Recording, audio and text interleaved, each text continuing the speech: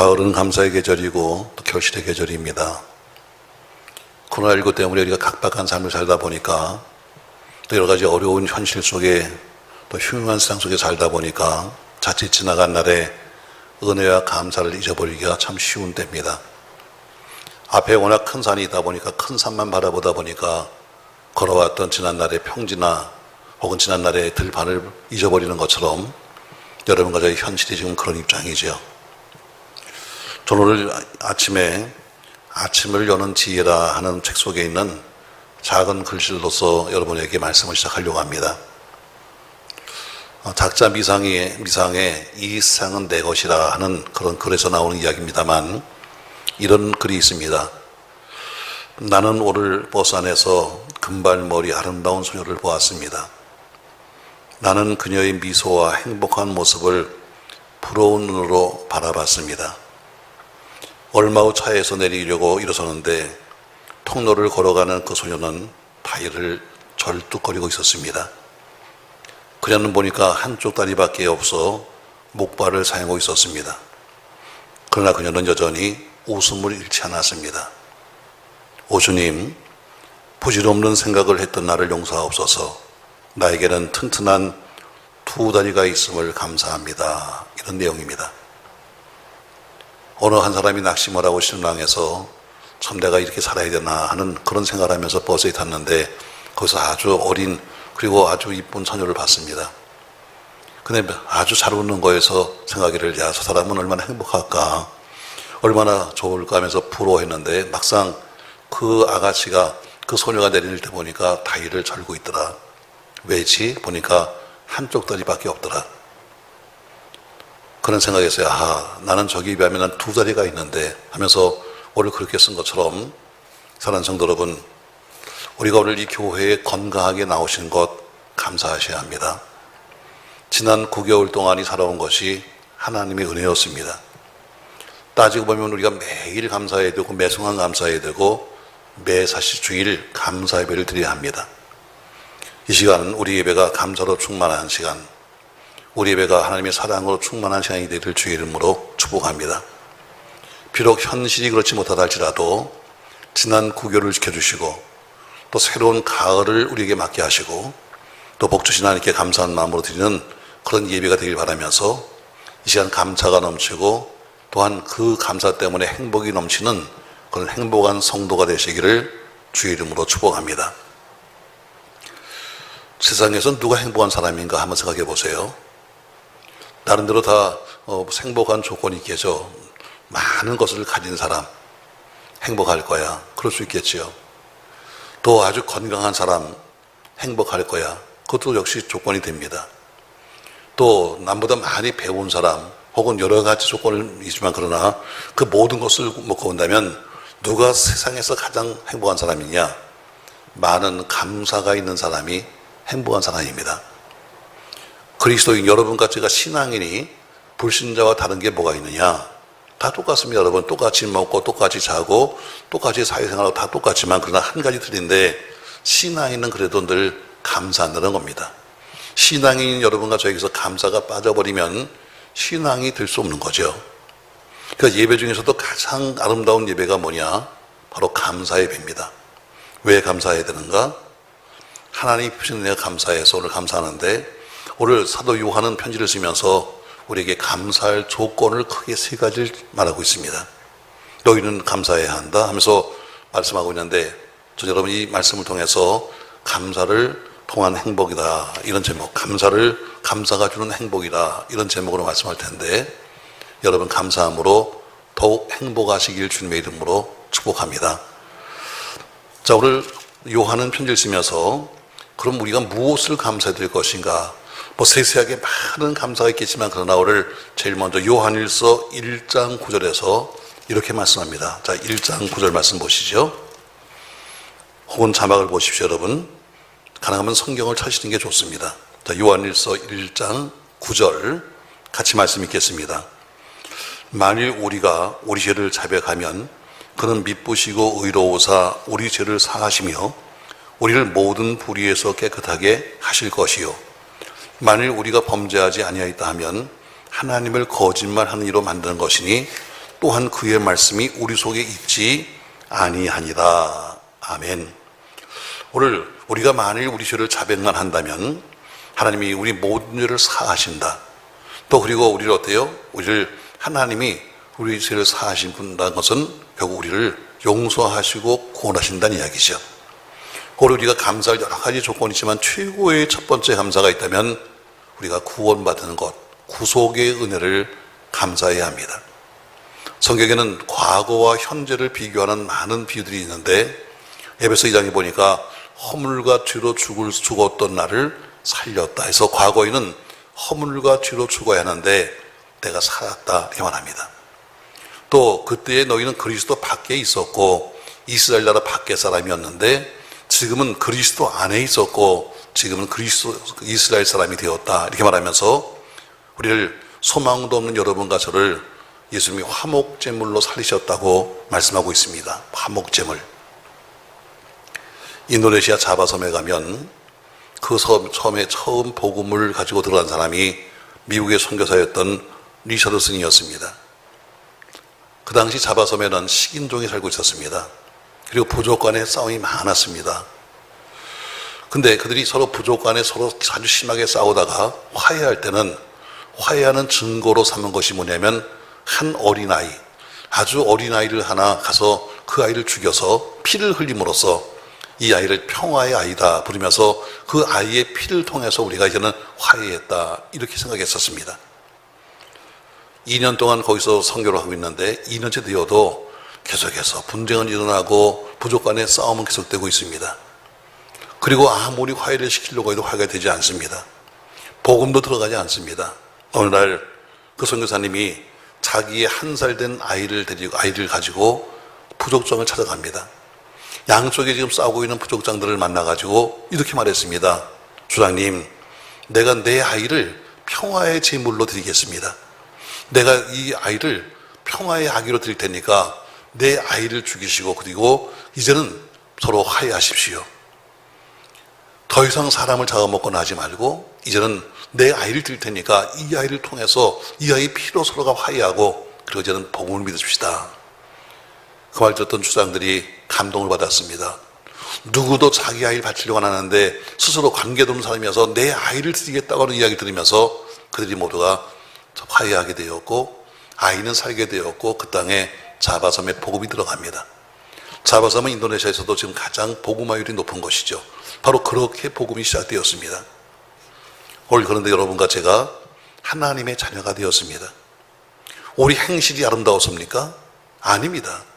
그럼 우리 믿음이 아름다워서 그렇습니까? 아닙니다. 하나님의 아들 예수 그리스도 그분이 흘리신 피 때문입니다. 아이의 피가 결국 두 부족을 화해한 것처럼 하나님의 아들 예수 그리스도의 보혈이 여러분과 저를 그렇게 자녀로 만드셨습니다. 하나님과 나 사이에 막혔던 그 죄의 담을 허문 것도 예수 그리스도의 십자가의 피요. 하나님과 우리 사이에 원수되었던 것을 폐지한 것도 역시 예수 그리스도의 피입니다. 우리가 찬송하잖아요. 주의 보혈 능력이 있도다. 예수 그리스도는 구원의 여망이 없던 여러분과 저를 새로운 희망을 주셨을 뿐 아니라 새로운 세계, 영적인 세계를 선물해 주셨습니다. 예수님이 여러분과 저에게 하나님의 자녀가 되는 길을 여셨습니다. 이제는 우리가 그분의 친아들은 아니지만 양자형을 받아서 우리가 감히 하나님을 아버지라고 부르며 살고 있습니다. 이게 얼마나 놀라운 복입니까? 노예가 주인의 아들 된다는 것은 정 상상할 수 없는 특별한 일입니다. 그런데 죄의 노예였던 여러분과 제가 하나님의 아들이 되었습니다. 지옥 형벌받을 대신에 창조와 구속의 은혜를 찬양할 수 있는 은혜를 받았으니 감사하지 않을 수가 없는 겁니다. 이제껏 내가 산 것도 은혜지만 또 나를 장차 본향으로 인도해 주실 것도 은혜입니다. 이게 모두가 감사의 조건이죠. 여러분 그냥 가까운 이 목동역 앞에 시장에 한번 가보십시오. 옛날에 가다 보니까 어떤 한 사람이 두 다리를 잘리고 그리고 어때요? 살겠다고 이 가슴에다 가죽을 대고 그리고 니아가를 뒤에서 밀면서 다니면서 물건 파는 것을 보셨습니까? 아마 지금도 계실 겁니다. 살아보겠다고 시장에서 수대 같은 것을 뒤에서 미는데 발이 없으니까 몸뚱아리로 기어가면서 다니면서 시장에서 물건을 파시는 분 생각해 보세요. 여러분, 지팡이 하나만을 의지하고 걸어가는 맹인을 보셨습니까? 거기에 비하면 여러분과 저는 얼마나 감사해요. 불시병으로 소망도 없이 하루를 살아가는 사람도 있는데 우리는 얼마나 감사할 조건이 많습니까? 불의의 사고로 목숨을 잃는 사람도 많은데 우리는 얼마나 감사합니까? 믿음도 없이 사는 사람도 많은데 우리는 감사하죠. 또 믿음이 있다고 말하면서도 감사하는 사람도 많은데 우리는 얼마나 감사할 조건이 많습니까? 여러분, 감사하셔야 합니다. 감사. 여러분, 이번 가을은 감사로 행복하시길 주의 이름으로 축복합니다. 우리가 늘 감사 얘기가 나오면은 헬렌 켈러 여사를 많이 이야기합니다. 맹인으로 일평생 살았던 여인.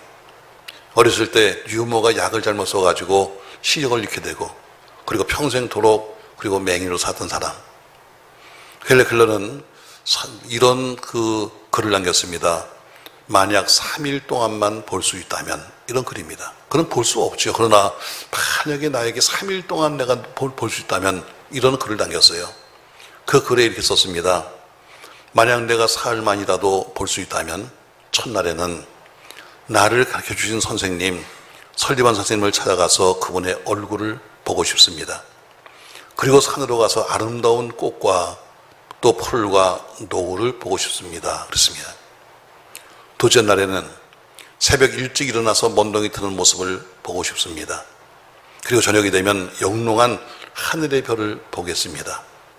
셋째 날, 마지막 날, 일찍 나가서 부지런히 출근하는 사람들의 활기찬 표정을 보고 싶습니다.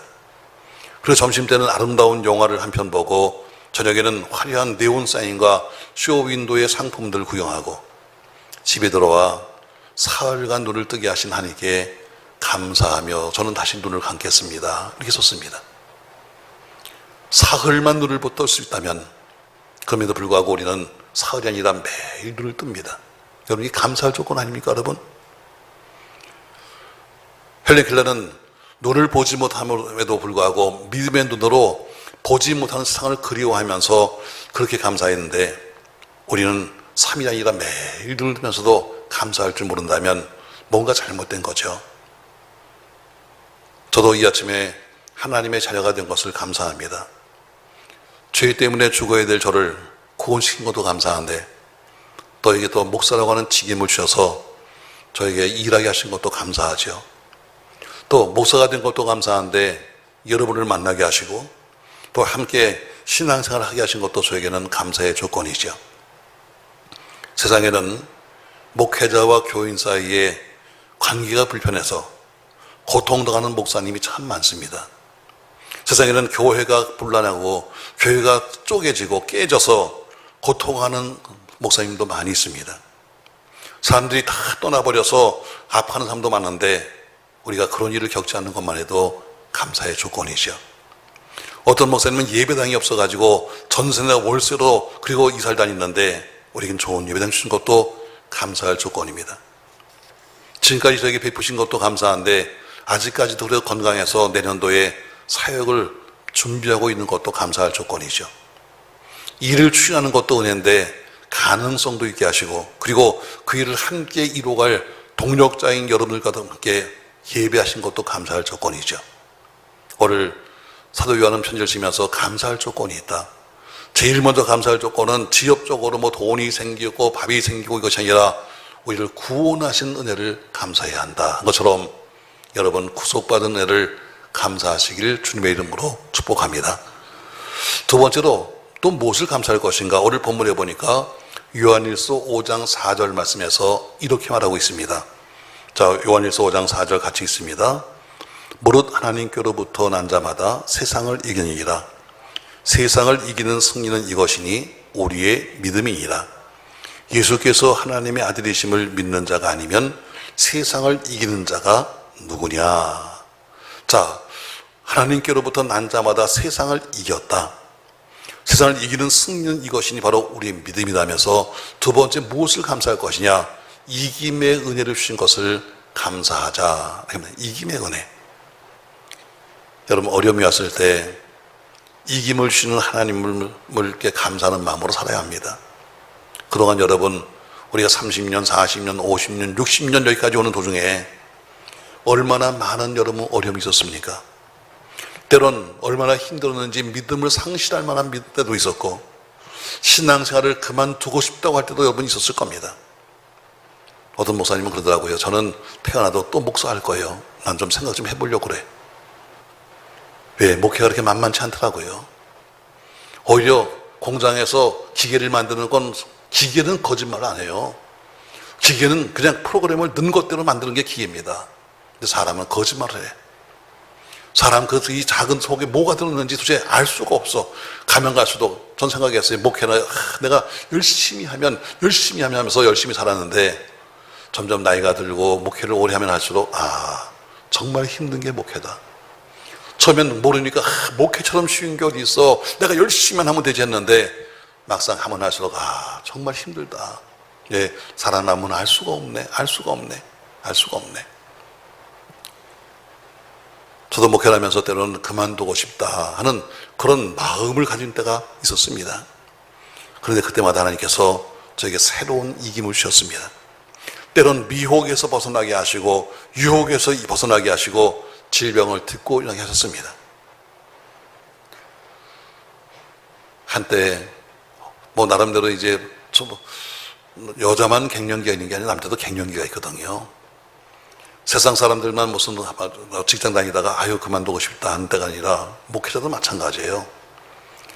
우리 목사님들도 보면 어때요? 모이면 서로 먹고 놀러 다니고 해외 가고 하는 목사님도 참 많습니다. 또 모이면 어때요? 매일 쌍우탕에 앉아가지고 매일 목욕을 하고 그리고 즐기면서 있는 목사님도 꽤 많아요. 물론 그분도 한 목회하시는 분이죠. 한번 마음도 지쳤는데 한번 목욕탕에 가니까요, 좋긴 좋더라고요. 뜨뜻한 데서 왔다 갔다 하면서 점심에 미역국 한 그릇 먹고 좋긴 좋더라고요. 매일 아침에 새벽 예배 끝나면 가서 출근을 합니다. 그래서 가서 시원하게 가서 누워있다가 앉아있다가 스탄 걱정 없죠. 근데 어느 날 뜨거운 사우나 속에 들어가 있는데 밖에는 냉탕이죠. 밖에는 물이 이렇게 보이죠. 근데 문득 이런 마음이 들었어요. 만약에 저 문이 안 열리면, 만약에 이 뜨거운 데서 지금 땀을 뻘뻘 흘리고 있는데 만약에 지금 저 문이 안 열리면 어떡하나. 슬그머니 열어보니까 문이 열리더라고요. 그 다음부터 안 가. 네, 저기 하신 말씀이에요. 만약에 네가 지금 저 속에 있는데 문이 닫혀버리면 너 어떡할 건데. 깨닫게 하시는구나. 사람 누구나 방황할 수 있어요. 사람 누구나 흔들릴 수 있습니다. 그러나 우리에게 이김을 주는 하나님과 더불어 이겨내야 돼요. 아멘. 여러분 인생을 살면서 수없이 어떤 때는 어때요? 인생도 포기하시던 분도 계실 거예요. 내가 살아야 되나? 그때 어때요? 그래도 우리를 건지시고 우리 손을 붙잡으시는 그분과 더불어 함께 이겨야죠. 아멘. 여러분 중에서도 마찬가지로 경제적인 어려움 때문에 고통받는 분도 계십니다. 도저히 갚을 수 없는 채무 때문에 도망갈 생각하시는 분도 계실 거예요. 더 이상은 못해, 더 이상은 안 돼 하면서 마지막으로 하시는 분도 계실 겁니다. 때론 육체의 질병으로 인해서 당신은 소망이 없습니다, 이런 분도 계실 거예요. 근데 하나님은 뭐라고 말씀해요? 그때마다 이김을 주셨다. 아멘. 그때마다 우리에게 피할 길을 주셨다는 겁니다. 뿐만 아니라 때로는 신앙적인 갈등이나 신앙적인 상처로 낙심하는 분도 계실 거예요. 근데 우리가 모두가 이런 위기를 이기고 승리한 겁니다. 바로 이것은 내가 이긴 것이 아니라, 우리가 이긴 것이 아니라 바로 하나님이 주시는 이김의 은혜인 것입니다. 여러분, 우리가 이긴 것이 아닙니다. 오늘 본문에 보니까 하나님이 이길 힘을 공급해 주셨다고 말씀하고 있습니다. 그래서 바울은 빌립보에 편지를 쓰고 있습니다. 자기는 지하 감옥 속에 있으면서 밖에다 편지를 쓰는 거예요. 이렇게 썼습니다. 빌립보 4장 11절에 보니까, 같이 한번 읽어볼까요, 여러분? 내가 궁핍함으로 말하는 것이 아니라 어떠한 형편이든지 나는 자족하기를 배웠노니, 나는 비천에 처할 줄도 알고 풍부에 처할 줄도 알아. 모든 일, 곧 배부름과 배고픔과 풍부와 궁핍에도 처할 줄 아는 일체의 비결을 배웠노라. 내게 능력 주신 자 안에서 내가 모든 것을 할 수 있느니라. 아멘. 하나님이 주신 힘으로 세상을 이겼다고 말하는 겁니다. 바울은 비록 감옥에 있었지만 그의 마음은 자유했습니다. 바울은 저는 나이가 많이 들어가면서 몸은 도수했지만 그의 마음은 청년이었습니다. 그래서 그는 고린도 교회 편지를 쓰면서 고린도서 6장 9절에서 이렇게 말하고 있어요. 무명한 자 같으나 유명한 자요, 죽은 자 같으나 보라 우리가 살아있고, 징계를 받은 자 같으나 죽임을 당하지 아니하고, 근심하는 자 같으나 항상 기뻐하고, 가난한 자 같으나 많은 사람을 부유하게 하고, 아무것도 없는 자 같으나 모든 것을 가진 자로다. 아멘. 바로 이김을 주신 하나님. 남들이 볼 때는 저 사람은 무명한 사람이야. 근데 이겨서 유명한 자가 되고, 남들이 볼 땐 죽은 자 같았는데 보니까 산 자고, 남들이 볼 땐 징계를 받은 자 같은데 보니까 그것은 징계가 아니었어 하는 것처럼 이김을 주신 하나님을 찬송했습니다. 사랑하는 성도 여러분, 오늘도 우리는 잊지 말아야 합니다. 어떤 환경, 어떤 처지에 있든지 하나님이 우리로 하여금 이기게 하실 것이다. 그 하나님이 여러분과 저에게 약속했어요. 내가 너를 이기게 하겠다.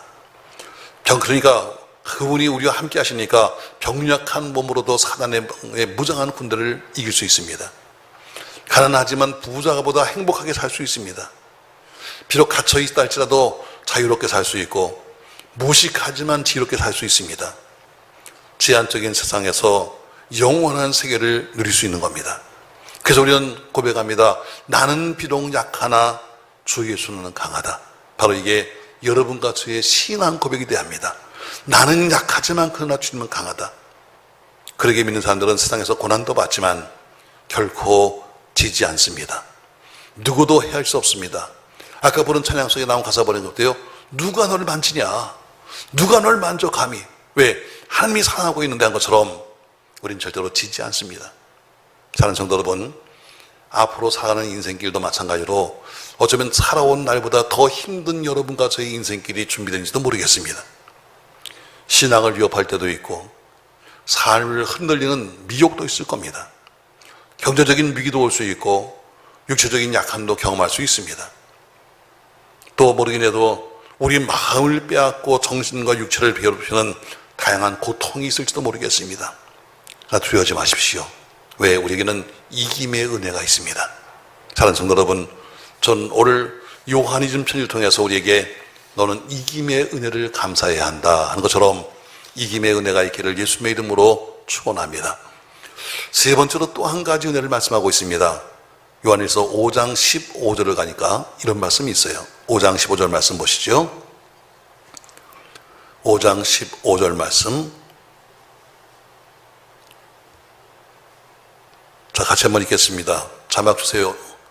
자, 우리가 무엇이든지 구하는 바를 들으시는 줄을 안즉 우리가 그에게 구한 그것을 얻은 줄을 또한 아니라. 우리가 무엇이든지 구하는 바를 들으신 줄 안다. 다시 말해, 우리가 기도하면 그분이 듣고 있다는 겁니다. 세 번째, 응답의 은혜를 주신 하나님께 감사해야 합니다. 하나님이 여러분과 저의 기도를 듣고 계십니다. 여러분이 이게 얼마나 큰 은혜인지 아십니까, 여러분? 요새 얼마나 대출이 힘들어졌어요. 어디 가서 1,000만 원만 꼴내도, 어디 가서 여러분 한 2, 3천만 원 꼴내도 여러분 쉽지 않습니다. 가서 필요한 소유로 뭐 만들어야죠. 거기다 또 보증인도 세워야죠. 담보도 갖다 집어넣어야죠. 그렇다고 해서 또 당장 주나요? 또 며칠 뒤에 오라고 그러죠. 몇 번씩이나 소유를 보완해야 합니다. 여러분, 여러분이 하는 기도 얼마짜리인지 아십니까? 여러분이 하는 기도가 얼마짜리인지 아세요? 자, 만약에 그냥 예를 들어서 오늘 수험생의 아버지 어머니가 와서 자녀를 위해서 기도합니다. 하나님, 우리 아이 이번에 꼭 대학 좀 보내주세요 하고 기도했어요. 여러분, 그 기도가 얼마인지 아세요? 만약에 그 아이가 떨어져서 1년 재수하면 학원비만 몇 천만 원이야. 1년 동안 갈 길을 가지 못하고 그리고 인생길에 한번 나고 하면 그것도 굉장한 거예요. 돈으로 환산하기보다 할 수도 없는 엄청난 기도입니다. 사실 우리 하는 기도가 하나님 우리를 건강하게 하세요, 우리 자녀 잘 되게 하세요. 여러분, 이게 여러분 단 몇만이 아니라 몇 천만 원, 몇 억씩 가는 엄청난 기도예요. 근데 하나님이 뭐예요? 그걸 들어준다는 겁니다. 여러분, 이게 얼마나 감사한 거예요. 옛날에는 사람이, 우리 신앙인이 병이 나면 목사님 나 어디 아파요, 무슨 병 걸렸어요 그러면 모든 목사는 그랬어요. 빨리 기도원 가세요. 가서 검직하세요. 그랬어요. 요새는 그런 목사 한 명도 없어요. 빨리 병원 가세요. 왜? 이제 세상이 바뀌었어요. 이제 문화가 바뀌었습니다. 자, 그래서 병원에 갑니다. 또 약을 지어먹죠. 그래서 고치면 다행인데 못 고치면 병원 가도 안 되고 약국 가도 안 되고 한약방 가도 안 되면 그럼 어디로 오는가? 그러면 그제서야 교회로 옵니다. 그리고 목사님을 찾아오죠. 여러분, 하나님은 어떤 분인가?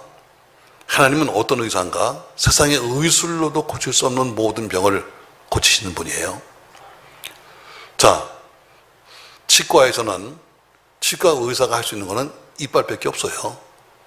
치과 의사가 눈을 고치겠습니까? 못 고칩니다. 안과에서는 눈만 보는 거예요. 이비인후과에서는 귀나 그리고 어때요? 코밖에 못 봅니다. 어느 의사나 다 전공 분야가 있잖아요.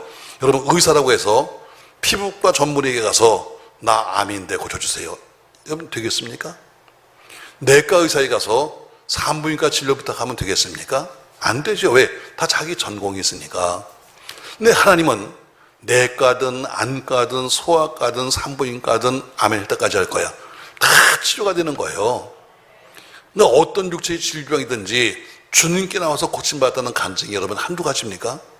성경을 보세요. 여러분, 성경에도 안과 의사도 못 고치는 그 병을 맹인이 눈을 뜨게 합니다. 산부인과 의사도 못 고치는 혈류병 여인을 고치십니다. 피부과 의사도 못 고치는 나병을 주님이 고치십니다. 고창병자도 고쳤고 안전병이도 고쳤습니다. 근데 그 치유 역사가 지금도 이 땅에서 이루어지고 있는 겁니다. 지금도 우리는 기도하고 있고 지금도 우리 주님은 치료하고 계신 거예요. 그러니까 이 땅에 무슨 질병이든지 주님 앞으로 가지고 나와라. 주님은 그 질병에서를 자유케 하시고 응답한다는 것이죠. 오늘 이 말씀을 드리면서 그 말씀에 믿음이 가는 사람은 분명히 그 치료의 주인공이 될 줄로 믿습니다. 여러분에게 어떤 소원이 있습니까? 시편 37편 4절 말씀 보니까 이렇게 말씀하고 있어요. 또 여호와를 기뻐하라. 그가 네 마음의 소원을 내게 이루어 주시기지로다 했어요. 그가 네 마음의 소원을 내게 이루어 주신다. 하나님이 우리의 마음의 소원을 듣고 계시다. 그리고 그 소원을 이루신다는 거죠. 그러니까 주님에게는 진료 과목이 필요 없는 거예요. 어떤 질병도 다 가지고 와라. 여러분, 요새는 상담이 대세인데 상담도 다 전공 과목이 있어요. 어떤 사람은 교육 상담, 어떤 사람은 인생 상담, 어떤 사람은 정신병 상담, 다 여러분 종류가 있지 아무거나 다 하는 게 아니에요. 근데 주님은 어때요? 아무 상담도 괜찮다. 몽땅 가지고 오라는 것입니다. 건강의 문제도 괜찮아, 경제 문제도 괜찮아, 질병 문제도 괜찮아, 혹은 가정의 문제나 국가 문제도 주님께 갖고 와라. 그리고 영적인 것만 아니라 육적인 것도 물적인 것도 다 주님이 어때요? 가지고 오라고 말씀하는 겁니다. 그리고 구한 것은 반들도 믿으라는 거예요. 그분이 응답하시니까. 다만 우리가 원하는 때가 아니라 그분이 가장 좋은 때에 가장 좋은 것으로 응답해 주신다는 겁니다. 사람이 고민이 생기면 그 문제를 들어주는 것만 해도 행복해요. 누가 내 소리를 듣겠어요, 여러분? 목사가 되니까 가장 힘든 것 중에 하나가 뭐냐면 어떤 고민도 누구한테 말할 수 없다는 거예요. 목회하다 보니까 때는 어렵죠. 힘들죠. 우리 일부 예배 때 반주하던 그 집사님이 저랑 35년직이에요. 제가 평신도 때부터 같이 교회에서 있었으니까.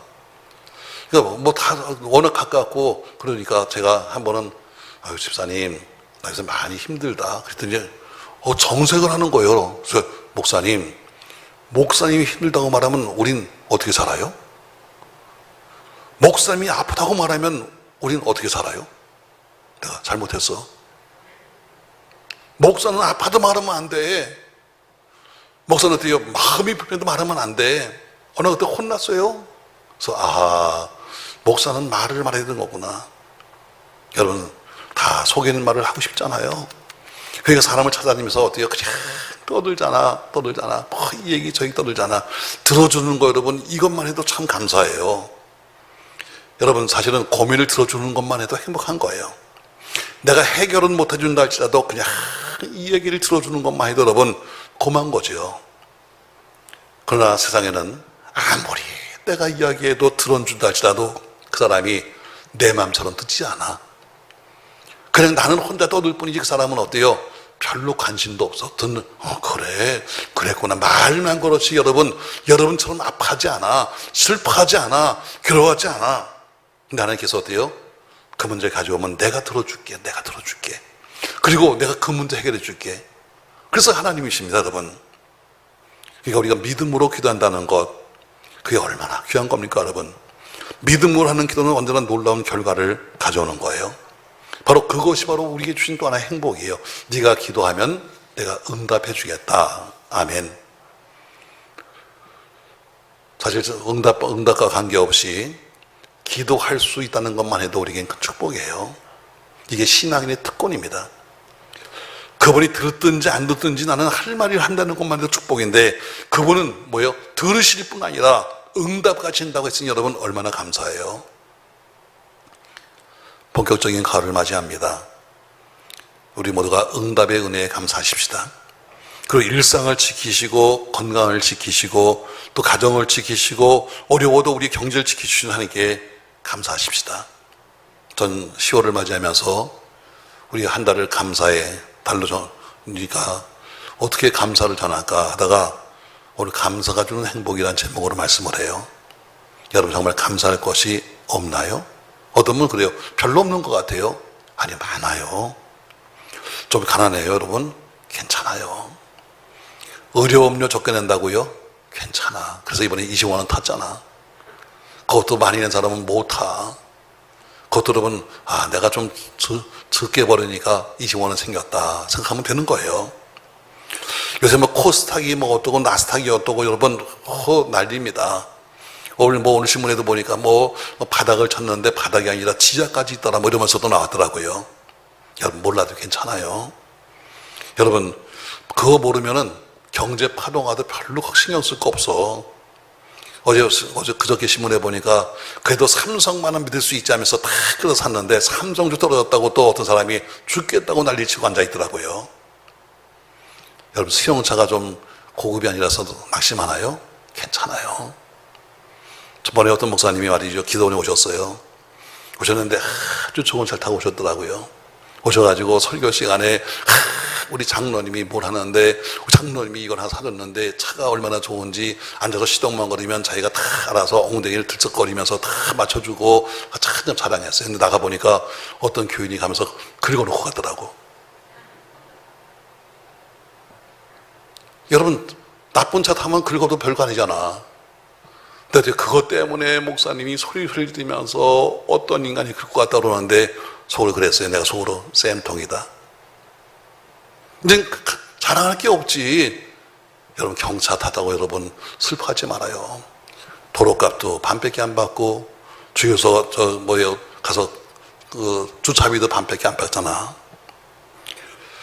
남에 비해서 여러분 좀 덜 배웠다고 여러분 낙심할 거 없어요. 여러분 그것도 감사해요. 왜? 배운 놈이 사기치지. 여러분 요새 뭐 얼마 벌었다고요? 그것도 다 배운 놈들이지. 못 배운 놈은 그것도 못한다.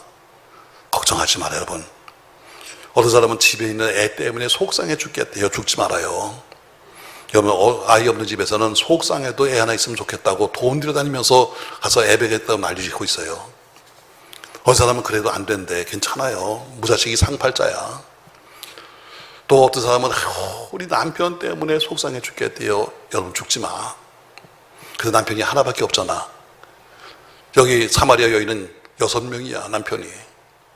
그에 비하면 여러분 그것도 살만한 거야. 어떤 사람은 아내 때문에 못 살겠대요. 괜찮아. 여러분 과거에 보세요. 족장시대 보면은 아내가 몇 명씩인지도 몰라. 한 명 때문에 못 사는데 거기는 몇 명씩이 어떻게 살았겠어요. 여러분 그냥 그러고 살면 돼요. 대학에 떨어졌다, 취업이 안 됐다, 실망하고 낙심할 거 없어요. 여러분 링컨이 대통령이 됐습니다. 기자들이 물어요. 대통령님 어떻게 대통령이 되셨습니까? 어떻게 이렇게 성공하셨습니까? 했더니 링컨이 말했어요. 이렇게 말했습니다. 예, 저는 많이 떨어졌습니다. 그래서 대통령이 됐습니다. 이렇게 말했어요. 수없이 시험에 떨어진 사람이 링컨이요. 여러분 어떤 사람은 면허시험 봤는데 몇 번 떨어졌다고 입이 대빨 나왔어요. 괜찮아, 잘한 거예요. 여러분 면허시험 단번에 딱 붙어버리면 사고 잘 나. 근데 몇 번씩 떨어지면서 또 가서 하고 하다 보니까 이저기부터 사고도 안 나는 거예요. 여러분 돌려 생각하세요. 지금 요새 벤처기업들 잘 된다고 뜨는 사람들 보세요. 여러분 다 보면 회사에서 잘린 사람들이요. 회사에서 유별나게 살아갖고 잘렸는데 그래도 나와서 낙심하지 않냐고 다시 도전해서 다 큰 재벌들이 된 거예요. 여러분 조건을 말하지 말고 감사하십시다. 없으면 없는 대로 감사할 조건이요, 있으면 있는 대로 감사할 조건이요, 부족한 대로 감사할 조건이요. 왜? 하나님이 그 감사를 받으시고 어때요? 우리에게 더 큰 감사를 하러 가실 거니까. 이 가을은 우리 감사로 행복했으면 좋겠습니다. 오늘 요한은 편지를 쓰면서 오늘 감사할 조건을 크게 세 가지 말했어요. 첫 번째, 구속받은 은혜를 감사해야 한다. 우리가 무엇이 가운데 우리를 구원하셨냐 하면서 구속받은 은혜를 감사하자고 말하고 있어요. 두 번째, 이김의 은혜를 주신 것을 감사하자. 우리가 어떤 처지에 있어도 하나님은 이기하셨다. 내 힘이 아니라 하나님의 힘이었다. 그것처럼 여러분의 또한 남은 3개월도 승리할 줄로 믿습니다. 세 번째로 보니까 내가 기도하면 그분이 응답하신다는 응답의 은혜에 감사하자, 이렇게 말씀하고 있습니다. 아무쪼록 이번 가을 구속의 은혜를 감사하고 이김의 은혜를 감사하고 응답의 은혜를 감사하면서 감사로 행복한 여러분과 제가 되시기를 예수님의 이름으로 축원합니다.